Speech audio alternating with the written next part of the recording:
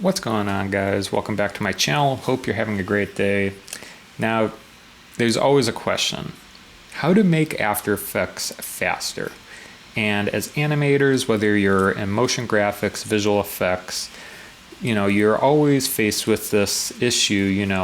Even if you have a very fast computer, sometimes there's different things inside After Effects that kind of bog down your workflow and render speed. So in today's video, I'm going to be showing you guys a new feature that just came out in After Effects 2022, and it's called the Composition Profiler. So this is a pretty cool new feature inside Adobe After Effects, and what it allows you to do is actually see how long it takes to render a certain frame of your project, and you can break it down via layer and effects. So I'll show you guys how to use this to your advantage if you're working inside Adobe After Effects. And in theory, you can use this tool and speed up your workflow because you have a better understanding of which effects and layers are taking longer than others to render. So without further ado, let's get started in this tutorial. But as always, if you find value in this video, feel free to hit the like button. It really helps my channel out. And with that, let's dive into today's video. So I'm going to start with Adobe's Composition Profiler on the website, and you can read up more on this. I'll link this article in the video description, so if you want to read more on exactly how the Composition Profiler works, feel free to go and click and read more. But I'm going to show you guys actually a demo inside After Effects on how this works. So I opened up a project here, and we have a few things going on. We have a background layer, particles, and a blur effect. And to activate the Composition Profiler, there's a button in the lower left-hand corner. It's in a snail. That's why I added a snail to the thumbnail of this video. But anyways, if you click this button, you'll notice something happen. So if we click this, you'll notice that there's render times displayed now inside the composition window. So you can see that the blur is taking 1.38 seconds to load per frame, and the particles are taking 24 milliseconds, and the background's 1 millisecond with an asterisk. So what does this mean? So what After Effects is doing here is essentially how long does it take to render a certain frame. So you'll see if I go forward in time, the blue bar will load as normal, and once it's done, you'll see times being rendered out here. So you'll see how that kind of works. Now, it's important to realize that these times are based on your composition, resolution. So say if you change this to quarter, it's going to be a lot faster. And if we untwirl this here, you can see how it breaks it down per effect. So I only have one effect on each of these layers, but if you had several effects, you can see how long each effect is actually takes to render. So this can be very helpful. Now, what does the asterisk mean? The asterisks mean it's basically the same. It didn't move. Since, you moved forward from one thing to another, one frame to another, it didn't move over time. Where the particles and blur changes over time.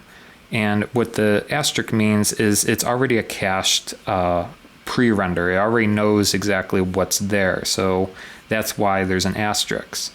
Or you might be wondering, okay, well, how does this information benefit me? How can I actually render stuff faster inside After Effects?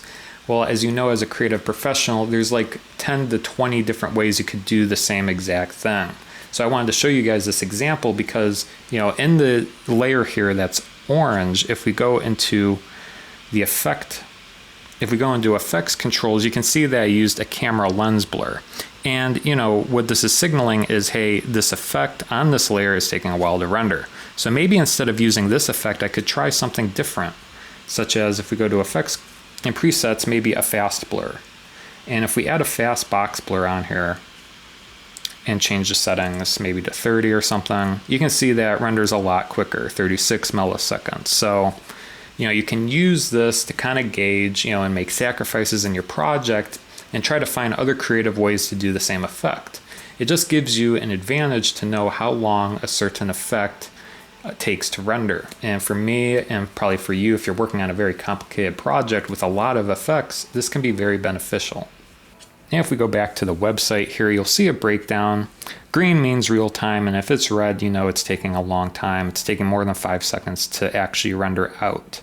All right, so that's one way to boost your, render speeds inside After Effects by using that tool, seeing what effects, takes longer than others to render.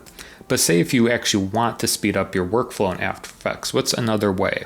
Well, there's another feature that came out recently in After Effects in the newest edition called MultiFrame rendering. And what this allows is it actually designates more CPU cores and more processing power and renders more than one frame at once. So how this works is I'll go to the website, and it really depends on your machine here. So I'll link this article down in the video description if you want to learn more. But basically, there's a guideline here if you should use multi-frame rendering or not. Depending on your computer specs, you can enable it, and it will increase your speed if you have a lot of cores. You can see that if you have 16 to 64 cores in a memory of 48 to 128 gigabytes, that it will be 2.5 to 4 times faster with this multi-frame rendering enabled. All right, so how do you enable multi-frame rendering? What does it look like? So inside After Effects here, what you'll want to do is go to Effects, Preferences, Memory and Performance. And you'll notice under here, there's a new box under Performance called Enable Multi-Frame Rendering. And you can check this, and you can actually change the percentage of CPU reserved for other applications. So, if you wanted to be very aggressive, you could change it down to 0. Or, if you don't have that fast of a computer, you can maybe boost it up to 70 or something. It really depends if you're working on other things outside of After Effects while you're creating. But essentially, you can check that box, make that 10 or whatever value you want. You might have to mess with it to see exactly what you want. Click OK. And how this will look if you add this to the render queue, and we'll just render it somewhere. Click Save. You'll notice when we hit render, you'll see 2 lines, the blue line and the little green thing. When the green is multi-frame rendering. And you'll notice it'll go a little bit quicker with that green line and blue line. So the blue's normal and the green is basically the accelerator. So that's pretty much it for this tutorial. I wanted to show you these 2 new features if you wanted to speed up your workflow. I hope this tutorial has helped you and gave you some new ideas, whether it's the composition profiler with actually seeing how long things take to render and maybe adjusting your settings, or if you have a nice computer, you can upgrade and use the enable multi-frame rendering feature inside After Effects. So some food for thought.